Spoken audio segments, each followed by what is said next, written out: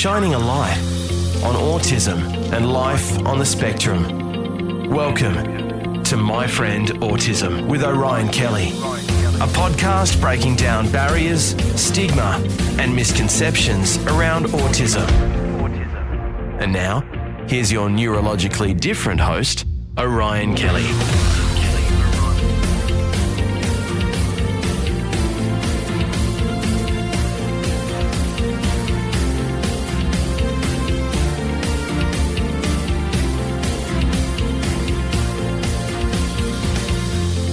Welcome, and thank you so much for listening to My Friend Autism. I'm Orion Kelly. Yep, I'm autistic. And my purpose is to empower you with knowledge, education, and growth opportunities through these open, honest, and engaging conversations on autism. The podcast is here to break down stigmas and misconceptions around autism while increasing the level of understanding and acceptance of autistic people. I do that with a few things. I do it with my blogs, my YouTube channel. Go and check out Orion Kelly, that autistic guy on YouTube, and these podcasts. So hopefully we can raise some understanding and acceptance with today's podcast. My Friend Autism with Orion Kelly. Online at orionkelly.com.au. Now, in this episode, I want to talk about autism myths. We're not only going to talk about them, we are going to absolutely debunk/explode them because I'm sick of them. And there's no use getting angry at you or getting angry at people that don't know the difference between an autistic fact and an autistic myth. That's pointless. The best thing to do is to, put them out there and then shoot them down. So let's do that. I want to start off with labels. Okay, and more specifically, functioning labels. Now, it gets tiring. Obviously, I do podcasts and blogs and YouTube videos and I do radio and all blah, blah, blah, right? So a lot of times people may say things like, I wouldn't have picked you to be autistic, or you don't look autistic, or you don't act autistic, or you must have mild autism. Oh my goodness. Okay, so let's break down these stupid functioning labels. Now, for starters, there's no such thing as mild autism. There's no such thing as severe autism. There's just such thing as autism. Now, what's happened is, along the way, and this has probably come from not only the diagnostic portion, but also the medical treatment portion and the medical profession, talking about, okay, well, you have what we'll call high functioning autism. Now, of course, that doesn't exist. There's just autism or there is not. And there's also people who could be classed as low functioning. Okay, so you have low functioning autism, and there's all sorts of silly reasons. It could be, because you don't communicate the way normal people do. You're non-verbal. Well, okay, but they probably communicate in various different ways. Some a normal person couldn't even think about doing. So it's kind of ridiculous, really, because it's just dangerous. It cultivates a belief that high functioning and low functioning autism means only some autistic people require support and care. And those with high functioning autism, I've got a light form, a mild form, and I don't really require support and care. Okay, you cannot be a little bit autistic. You can't be mildly autistic. Of course, autistic people, like myself, all have different challenges and strengths. But it's when we start to label those very autistic people as high functioning or low functioning, or put functioning labels on them, we miss the point. Like I've said, everyone's autistic. If you are autistic, it doesn't matter where you fit on the spectrum. You will, for the fact that you are autistic, require some form of daily support. You might not require care, but you'll absolutely require some form of daily support. So this is how we have to look at it. And I want to bust the myth. Okay, functioning labels, busted, stupid, don't exist. Here's what you use, okay? Support needs. I'm autistic and I have low support needs compared to this person who's autistic who has high support needs. Don't make it out like I can function at a higher level than another autistic person just because there's something about them that isn't normal, right? It's ridiculous. I hope we've got to the bottom of that. Functioning labels. Rack off. It's all about the support needs of an individual autistic person. Next, empathy. Autistic people, you're just cold. You don't experience emotions. You're robots. You're blank. You lack empathy. I can't speak on behalf of all autistic people, but I can tell you, as a rule, for the most part, autistic individuals, they feel as much, now in my opinion, more empathy than other people. Now, the issue here, the breakdown in the chain here, is that we may have trouble detecting emotions from unspoken communication, like non-verbal, verbal language, cues, all that inferences, all that kind of stuff. So body language, tone, these things are tricky, right? So when emotions are communicated more directly, people with autism are much more likely to feel empathy, to feel compassion. We express it in ways that are harder to recognize, or we have trouble expressing it. It does not mean that we aren't experiencing the compassion or the empathy. We just don't always show it outwardly or in a way that people are ready to understand or to see, right? We take on emotional pain in my opinion, on levels that a lot of people don't. And it can impact us for a long time. So please, let's just cut that myth out, okay? Autistic people aren't cold. We aren't emotionless, unfeeling, whatever people like to say. It just isn't the case. Next myth to bust. Autistic people only have deficits compared to neurotypical people, and we are intellectually disabled. Okay. Well, let's start at the start here, okay? Sure, some people who are autistic may indeed have a below average IQ. And some people who are autistic may indeed have a above average IQ. But to me, that sounds like everyone else on the planet. And yes, there may be autistic people who, as a comorbidity, have an intellectual disability. But being autistic does not mean you are intellectually disabled. Autism is a neurodevelopmental disability. It is not an intellectual disability. And you can really add to this myth, honestly, the way the medical profession actually diagnose it. If you look at the medical model, the DSM-5, which has the criteria, I've gone through this not only for me, but for my son. It's one of the most horrific things an autistic person can go through. It's nothing to do with anything but what autistic people can't do, aren't able to do. It has nothing to do with what they're good at or what they like to do. It's nothing to do with strengths and everything to do with weaknesses, challenges. So you wonder why this is a hard myth to bust, but nevertheless, it's just not true. Have you heard the myth that autism is a disease?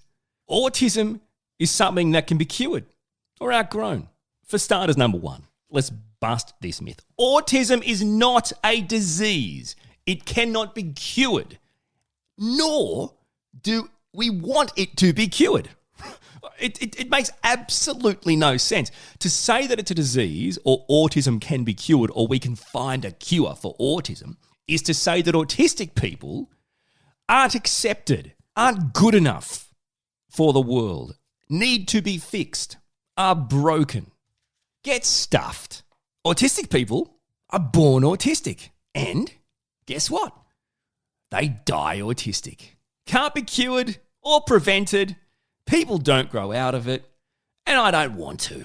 I'm going to be super quick with this next myth because it's been busted for, 20 years, but it's kind of back in vogue because of the COVID-19 worldwide pandemic and the vaccines associated with it. So vaccines cause autism. That is a myth that's been going for so long. Well, we've established now that it's absolutely ridiculous. It has been long debunked by medical science. I'm talking actual legitimate peer-reviewed journal articles and medical science legitimate stuff for over 2 decades. It does not cause autism. Think about it. For start, you are born autistic. You can't acquire autism. I'm not going to tell you what to do with vaccinations, okay? Well, that's your choice. from my point of view, COVID-19 vax, come at me. Let's do this, my friend. Bring it on, please, so I can get on with my life. The next myth I'd like to bust is a myth about autistic people looking alike. Now, the reason why I say this is that we must look alike is because a lot of autistic people can often get things like, oh, you don't look autistic.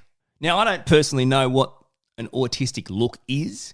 And you ask that person, well, hang on a second, what does that mean? What does autism look like? Oh, I don't know. I just don't know. You don't look autistic. I mean, you can't not know. If you just believe and know that I don't look autistic, that means you must have some sort of guideline to base your assumptions on, right? You must know what autism looks like if you are certain it doesn't look like me. But you don't. So shut up. Autism is a neurodevelopmental disability. It doesn't have physical characteristics. Seriously. Really? Oh, yeah, no, you're right. Sorry, I apologize. I've got an autistic nose. I mean, seriously. You know what, though? The mental effort to actually hide autistic signs, we call it masking, is one of the things that people never talk about. Like, I spend my entire life basically masking my true self because I guess 99.9% of my true, normal, autistic, genuine self would come across in a way to normal, everyday people as something they're not comfortable with. It makes them uncomfortable. Oh, you're just a little bit too awkward or fidgety or nervous, or you're a bit too brutally honest, or you say a little bit inappropriate things. No, well, hang on. I'm just being my genuine self, and because it makes you uncomfortable, it's not acceptable, right? Now, obviously, it's not like I'm saying that I'm able to do things that are unlawful or genuinely and completely universally inappropriate. Well, no, I'm not saying that. But the idea that it makes you uncomfortable because I'm just honest, because I just tell you the truth, and that can upset you or make you feel uncomfortable, means I've got to mask myself, right? I've got to not do that, pretend, right? Even though I'm not good at that kind of stuff like small talk and white lies. So, of course, I won't look autistic because I'm masking, I'm hiding it from you. So this is where the myth comes from. But there is no autistic look. How about this myth? Autistic people don't want or can't make relationships. Autistic people can't even establish relationships, let alone make them work. Okay. Hi, my name's Orion. I have a wife. She's a human wife. A fully fledged female human. Not that it's got anything to do with gender, but I'm just saying I've met a fully fledged human, a neurotypical human. We met and dated and got married, and you're not going to believe it, we're still together and we have 2 kids. I think that's what you'd class as a relatively normal neurotypical relationship. Sure, autistic people may need support with social skills. Sure, we interact differently. We process and communicate in the world around us differently. But most autistic people, from my point of view, enjoy having friendships and enjoy having meaningful relationships. Now, I don't want to get into the sexuality side of this because I've got a YouTube video on that. Go and check out my YouTube video on sexuality. And I talk about another myth, which is that all autistic people are asexual. So that can play into relationships as well. Okay, so you have to understand it's not the same world. The dating world isn't the same for autistic people. But the idea, just because we have challenges and we aren't able to navigate the dating world or the friendship world in the same way neurotypical people can, and therefore we're punished for that, doesn't mean we don't want the friendships. It's just a much bigger challenge for some autistic people, including me. I love this one. How about this one? All autistic people are savants. Yes, we have a savant-like special skill or ability. Oh, let me think. How would have the media portrayed that? Oh, Rain Man. See the movie Rain Man? That plane's going to Melbourne, Australia, Ray. Melbourne, Australia. Anyway, so you got Rain Man. What's that? Who's that character on that stupid comedy show? I mean, it's supposed to be funny. I believe it's funny in America. What's he called? I don't know. I don't know what he's called because I don't watch that show. It's some sort of science show, right? It's apparently quite popular. Sheldon, is his name Sheldon? So the Good Doctor, like, well, okay, cool. So he's some young dude that just became a doctor in his teenage years, right? He could already help people before he'd even gone to medical school and all this kind of stuff. Again, I'm not saying, hey, everything about autism in the media is horrible and I'm just going to give it rubbish. And actually, no, I am saying that. I don't have to applaud badly portrayed autistic people in media because you put autistic people in media. No, I don't. I don't. I don't have to apologize for it. I don't have to applaud that. If you're going to portray people in such a generically stereotypical, caricature, completely misrepresented fashion, well, no, I'm not going to say thanks for doing it. I'm going to say stop doing it.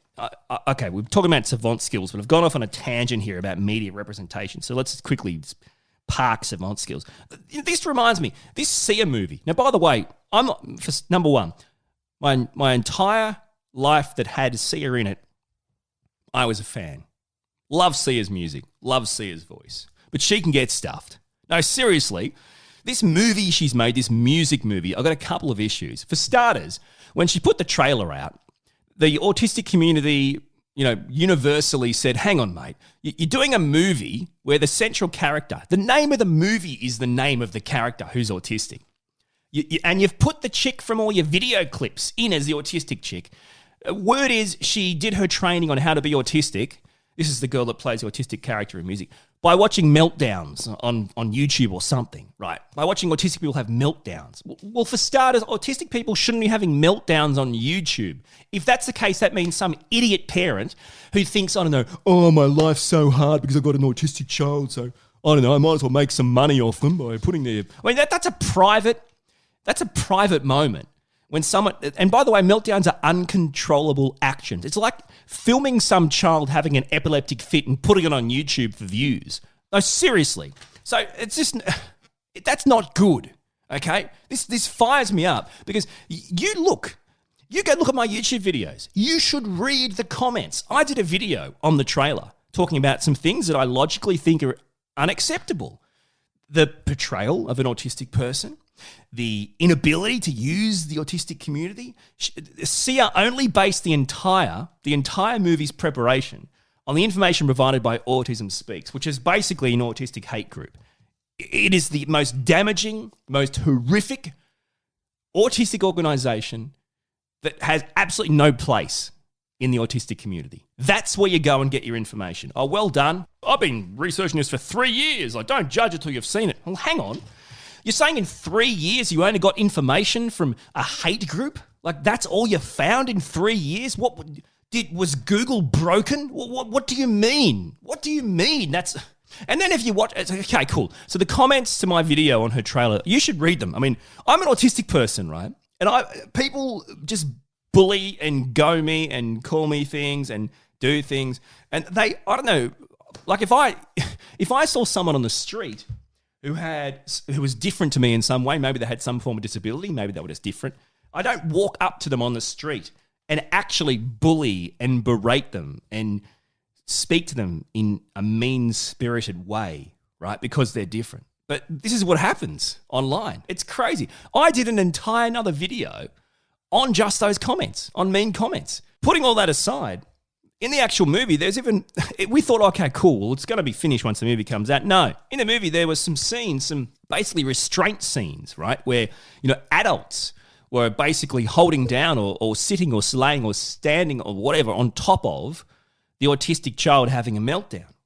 Now, this is the wrong thing to put in a movie. I don't care if it's a reality in certain circumstances, okay? You don't put it in a movie that's supposedly a love letter to the autistic community. Are you serious? So it's not a love letter to the autistic community. It's the bird. It's giving the bird. And if you don't know what the bird is, stick your middle finger up. That's what it is to the autistic community. Okay, now the last time I checked, that's not a love letter. And the best part is that after all this furor again, Sia, she deleted her entire Twitter account like 3 times anytime anything goes bad?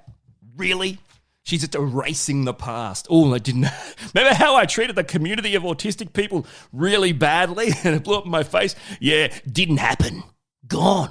Didn't happen. Oh, remember how the movie came out? And everyone started talking about the restraint scenes and inappropriate uses of bad stereo. Gone. Didn't happen. It didn't happen. And then, thank you, media, by the way. Thank you to the people that, what is it? I don't know. Is it the Golden Globes? I don't know. It's something, right? Some sort of awards organization nominated them for awards.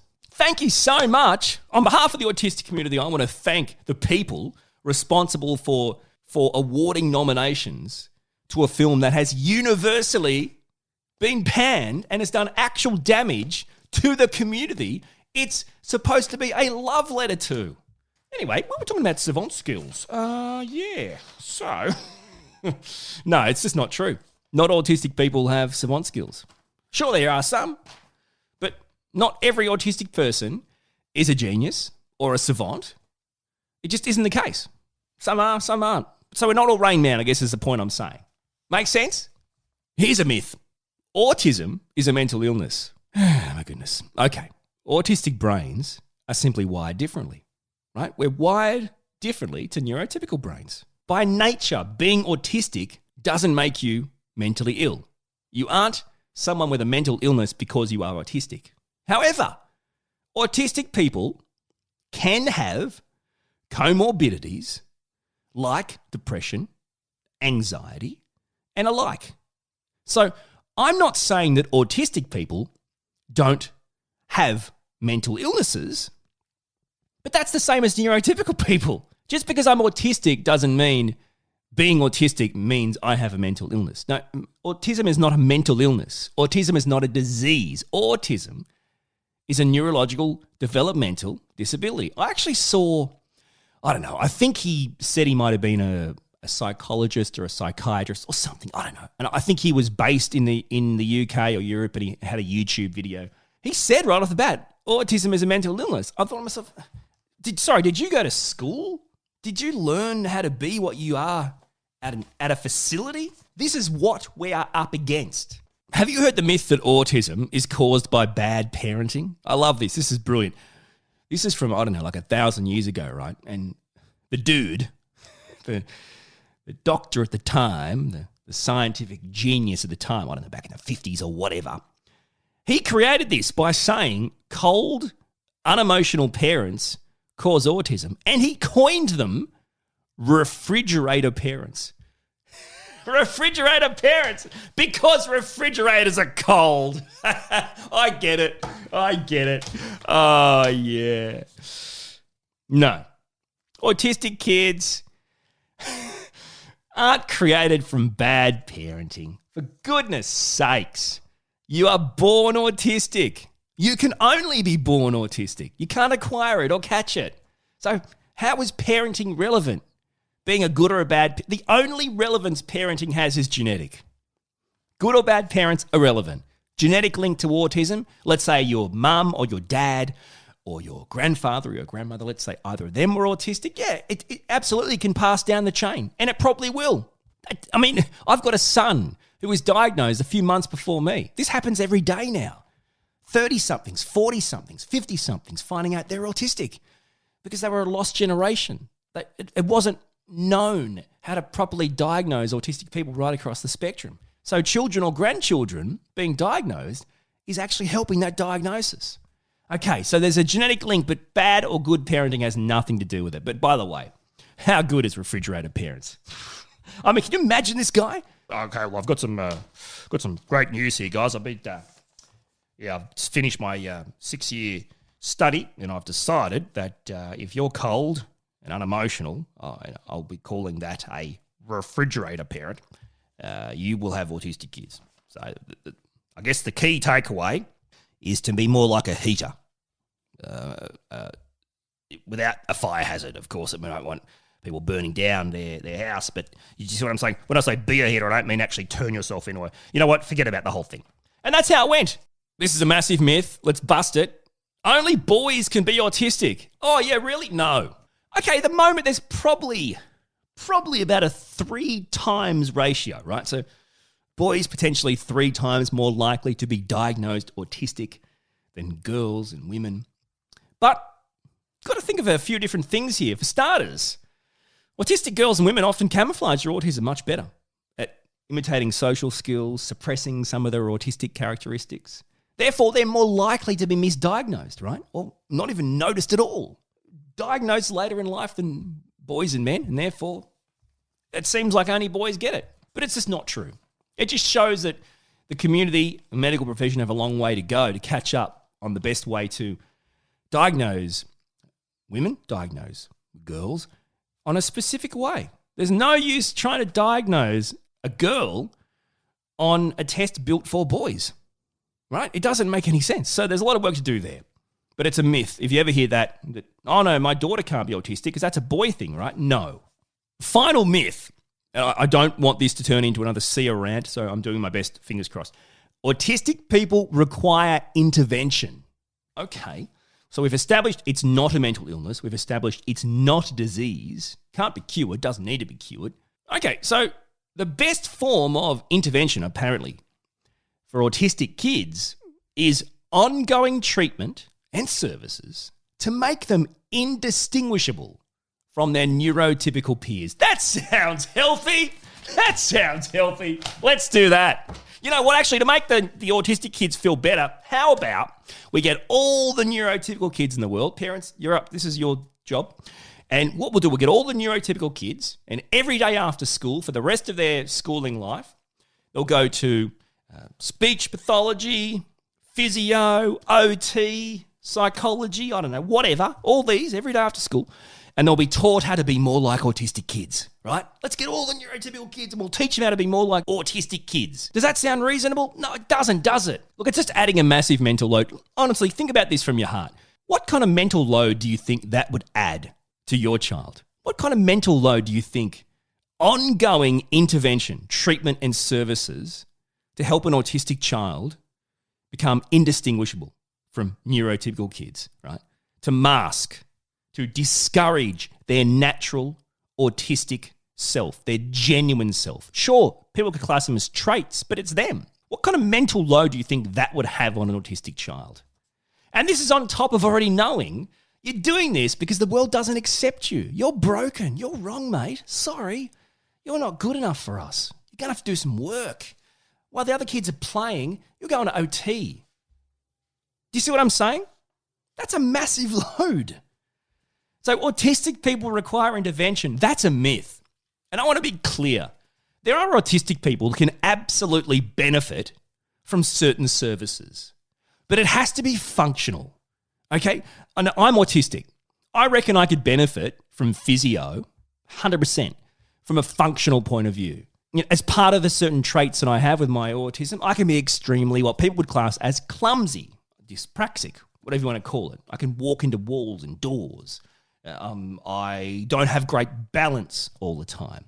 So from a functional point of view, physio could help me strengthen my body and hopefully not fall as much, bump into stuff, have better balance, better strength, right? That's a functional thing you can improve my life. But going to OT, for example, for someone basically just to teach me how to suppress my true self, I don't see that as functional. I mean, to function, sure, you have to be able to get on with the rest of the world, but it's not getting on with the rest of the world if all you're doing is changing everything about you so other people will allow you into their life. That's not a fair exchange.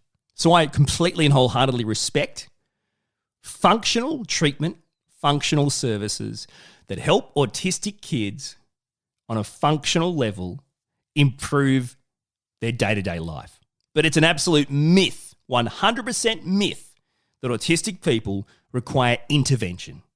Autistic kids, you're not broken. You are not broken. You are you. I am me. We are. You are. Just live. My Friend Autism with Orion Kelly. Join the conversation now at the Orion Kelly Facebook page.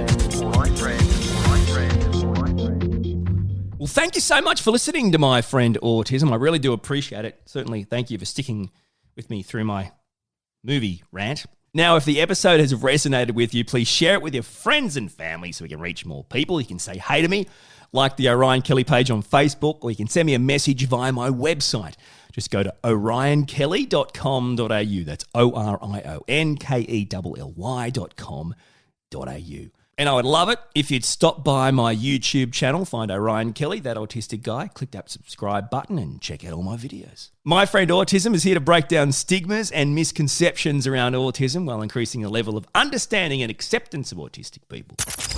You've been listening to My Friend Autism with Orion Kelly. To join the conversation, get in touch with Orion and never miss an episode, like the Orion Kelly page on Facebook or visit orionkelly.com.au.